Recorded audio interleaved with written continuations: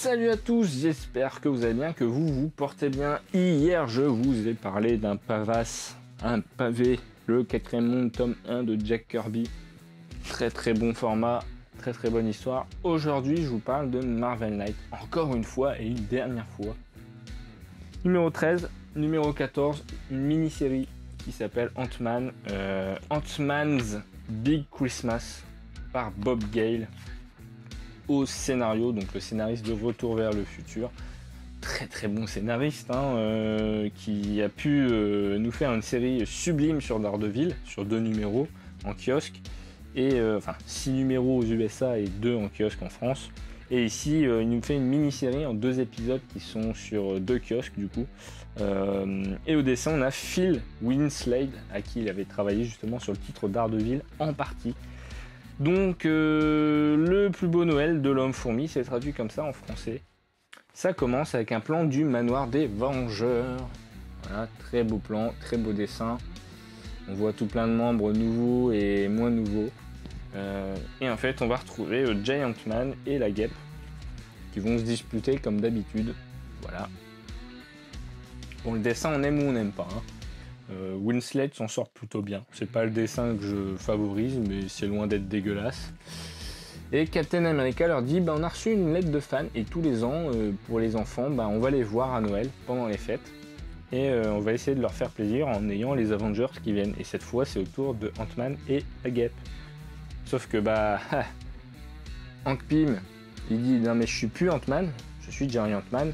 Ant-Man c'est Scott, débrouillez-vous. Et en fait, sous un caprice de sa femme bien habillée, eh bien, il va céder. Alors il décide d'appeler la mère de l'enfant, sauf qu'elle croit une blague, elle pense que c'est un pervers, et du coup il dit qu'il s'est trompé de numéro. Ensuite, c'est au tour de Janet d'appeler, elle appelle directement le fiston qui a fait cette lettre, et il dit non mais c'est la fille avec qui je traîne, vous me faites une blague, t'es avec tes copines, c'est pas la guêpe, c'est une bêtise, t'as piqué ma lettre avant la levée du courrier. Donc ils y vont en vaisseau, puis en voiture. Et il remet son plus beau costume et il lui rend visite. Voilà. Et alors là, il leur explique que dans sa famille, ils sont, alors pas ses parents, mais les cousins, les tantes, les belles-mères, ils sont tous indéniables. Il leur montre sur un vieux caméscope. Alors, on voit que c'est daté, forcément par l'appareillage. Il y en a une qui fume comme un chauffeur poids lourd, même un train, je dirais.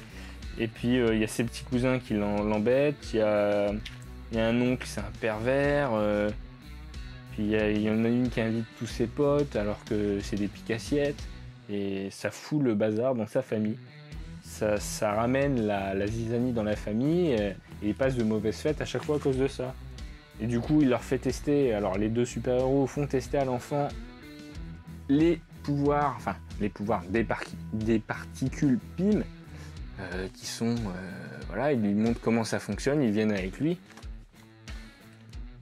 Et il leur demande de leur faire plus tard, donc ça c'est la fin de la première partie, donc vous retrouvez la suite là-dedans, et il leur demande donc de faire un piège à cette famille. Alors au début ils hésitent, mais Hank Pym est loin d'être idiot et il est plutôt même bon enfant, et il décide d'accepter tout simplement de faire une blague en donnant une leçon à ces gens de cette famille en leur disant de ne plus jamais revenir.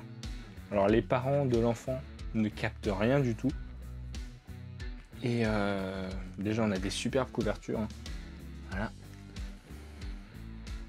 Ils ne captent rien, donc les parents, et c'est assez marrant. Voilà, je vais pas tout vous spoiler, mais ça commence avec une histoire d'une grand-mère qui fume et qui la met en boîte.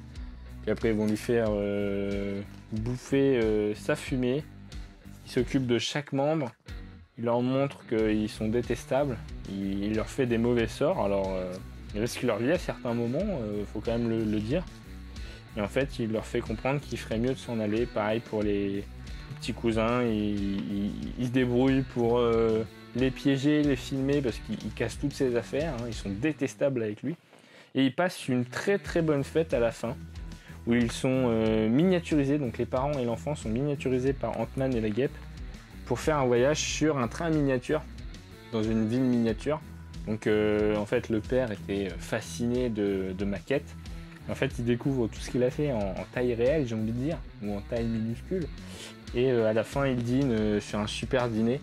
Et c'est une superbe histoire très très courte que Bob Gale nous a réservé, scénariste de Retour vers le futur, que j'admire, hein, parce que voilà, nous pondre des chefs-d'œuvre même en comics, c'est pas évident. Tous les scénaristes ne sont pas aussi bons et Winslade se débrouille très bien au dessin. Hein. C'est franchement loin d'être ignoble et c'est plutôt très beau. Alors c'est pas mon artiste préféré, attention, mais voilà. Je voulais vous parler de ça, c'était disponible dans les Marvel Knights 13 et 14 en kiosque. Je ne pense pas que ce soit disponible ailleurs. Une petite série rétro d'il y a 20 ans.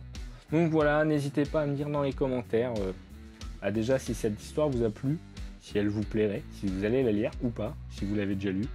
Et évidemment, n'hésitez pas à me dire ce que vous avez sous le sapin. On est le 24. Passez de bonnes fêtes, passez un joyeux Noël, un bon réveillon de Noël. Prenez soin de vous, de votre famille, prenez le temps d'être avec vos proches et on se dit à très bientôt. Une vidéo sortira demain à l'occasion saisie spéciale Noël. Si vous voulez me faire un cadeau, le plus beau cadeau ce sera de partager cette vidéo. Ce sera le meilleur cadeau que vous me feriez. Et de mettre des pouces bleus. Et si vous êtes si le cœur vous en dit et que c'est toujours pas fait, abonnez-vous, partagez la vidéo. Vous connaissez la chanson. Prenez soin de vos proches, prenez soin de vous, lisez des comics, faites-vous plaisir avec des objets dérivés ou non, ou de la lecture. On en a pour tous les goûts.